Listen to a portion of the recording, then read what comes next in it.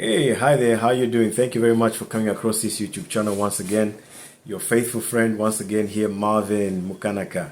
Very pleased to be with you, and thank you for sharing your time here with me on this channel. Some important things to discuss once again as we get into that. Reminder once again, as I express my gratitude for the fact that you have subscribed, but please to continue to do more in terms of liking and sharing and commenting. All right, please do share this video. Now, today I want to talk about the debate that's going on in light of the attempted assassination of Donald Trump. Extremely unfortunate. It was very saddening. I was very sad when I first saw that news. And when I first saw it, actually, I thought it was a joke. I thought it was just some prank that somebody was trying to pull up. And I was like, this thing is real, for real. It was really stunning to see that. So, but nonetheless, some people have gone on to argue that this was not real, it was a stunt. All right. My intention here is not to prove that it was a stunt. I don't know if it was a stunt, but I'm paying attention to the argument that a number of people are presenting to argue the fact that this was just drama. All right. I don't know how it could have been, because it looks like the man was truly shot, went to the hospital and received treatment. Whatever the case, this piece of news is extremely sad. Is extremely sad. Now, before I even share what I really want to share, let me just share a few highlights in terms of the argument that this was a stunt. I personally also have been trying to figure out, how did this security breach happen? How is it that Secret Service did not do their job? Because when you have an event like that, a Secret Service, they scour the area, they comb the area so well. They look for all the possible dangers in every corner. And this location didn't look like it was a difficult place to scrutinize. So how that this person was not seen before is shocking. Also, there's some videos that I've seen where a man in the crowd was literally screaming, saying, "There's somebody on the roof. There's somebody on the roof," for a long time before the shooting happened. Again, how did they miss that? You know what I'm saying? Then there's another video that I saw where a woman in the crowd who was standing behind Donald Trump was actually looking around as if she was expecting something to happen. It's like she's waiting for something to happen. I saw this video myself, and maybe in the future I can bring out these videos, but then my point is not to argue that this thing was a stunt. But these questions actually do kind of make you feel this looks like a stunt. So this woman apparently is looking, and I've seen this video myself on YouTube, where this woman is looking around, and then as soon as the first 3 shots are fired, she takes out her phone and goes down and starts filming. And I'm like, why did she do that?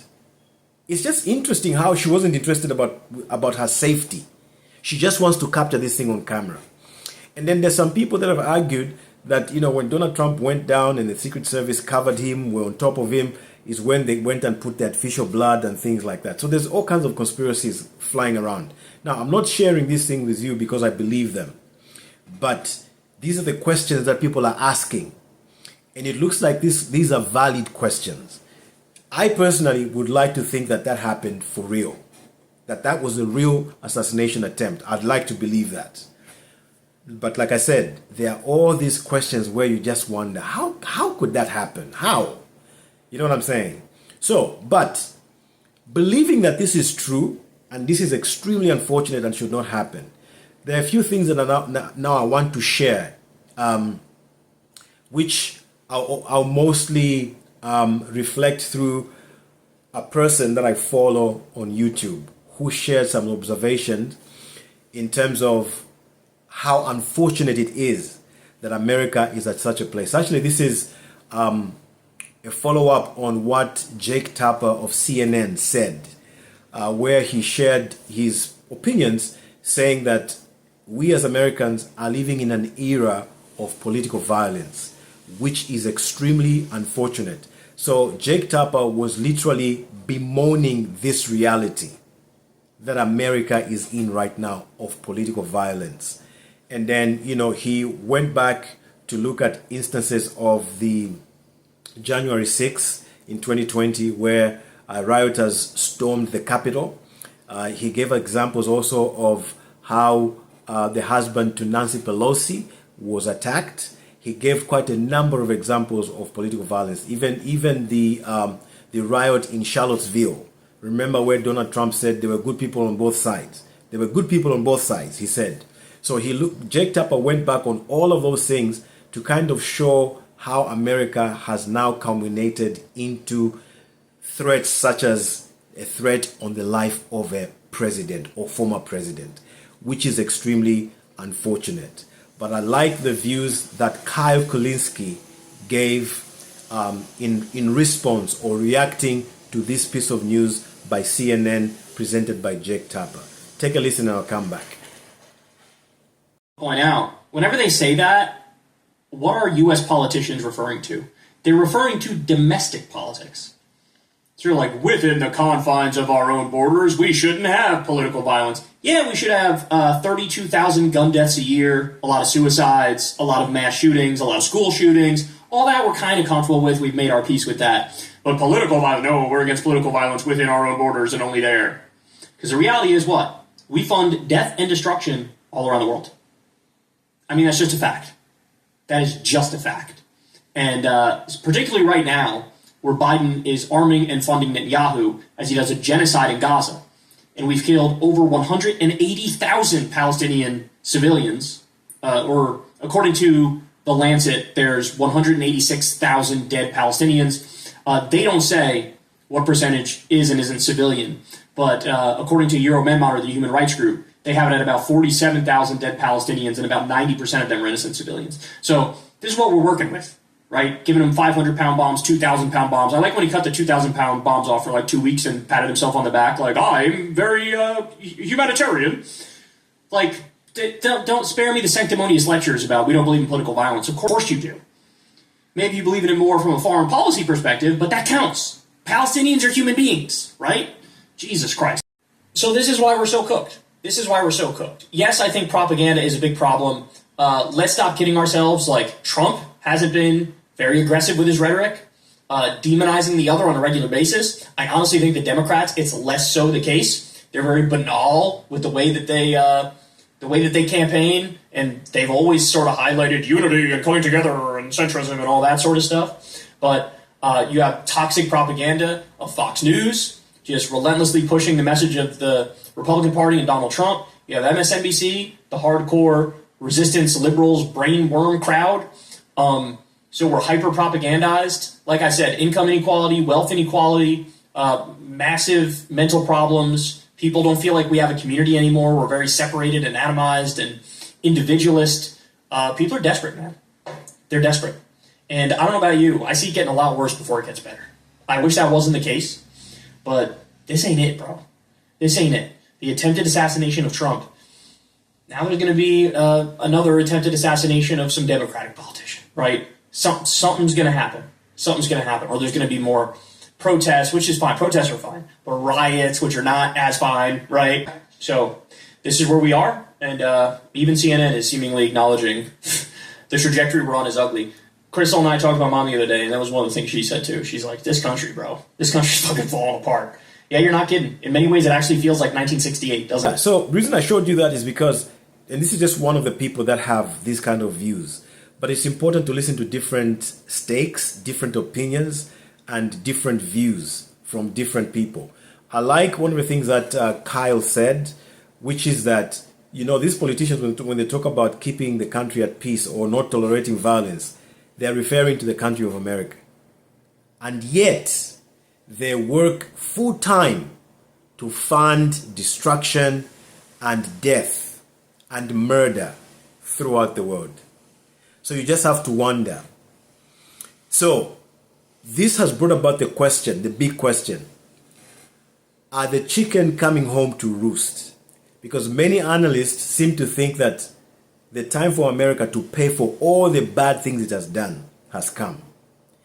And even when you talk about the run-up to elections in America, a lot of people aren't saying very good things. A lot of people are saying things I don't even want to repeat here because I don't want to be quoted as having said those things.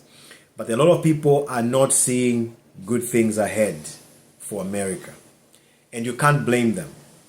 So, but as Karl Kulinski said there, how can you keep a country at peace when you are all over the world disturbing peace? In a nutshell, and that's just to put it mildly. When you are all over the world destabilizing countries, killing people, killing people's presidents, yeah, I'll stop it right there. But another thing that he said is the fact that he says a lot of young people feel like they don't have a country anymore. There's depression. People are depressed. And then he talked about also mental issues. America is dealing with a serious, I could call it pandemic, a serious issue of mental issues. And then there's many other things. And the other thing that he talked about was propaganda. I personally, I've even just come to a place where I don't listen to mainstream media. When I first came into the country, I used to listen to one of those main outlets of news, and it's the extreme, that extreme. And I used to listen to that a lot, and I just kind of felt, look, something's missing. I just kept on feeling wrong. So I switched and went to the other extreme. And I started to enjoy it, but also I started to feel the same again. I felt like they were extreme, pushing an extreme agenda. So I stopped. Now I don't even listen to mainstream media. I refer to them to kind of just confirm certain news that is coming out or breaking news and things like that. But I don't listen to mainstream media anymore. Because this same problem that Jake Tapper complained about, they themselves as an organization, they've contributed to this problem. They've contributed to the culmination of a violent culture in America. They have. Because you look at how mainstream media attack each other. You just wonder, why do you need to attack each other? Why do you need to point fingers at each other? But this is what keeps going on each and every day.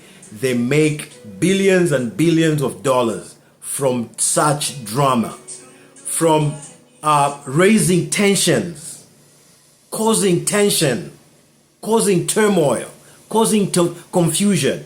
And this is what Karl Kulinski is pointing to when he says America itself goes around doing these same things. And so you can't keep those things out of the country if you're doing them out there.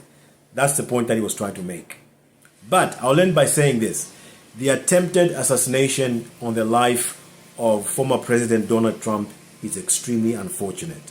The loss of any life is not something that any of us should celebrate.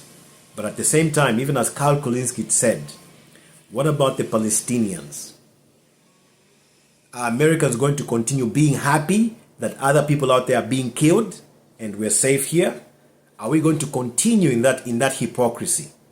Or we are going to call an end to all of the nonsense that everybody keeps doing? I'll see you on the next one. Let me hear your comments. Let me hear your suggestions. And like I always say, I always learn from you. I'll see you on the next one. Have a good one. Bye-bye.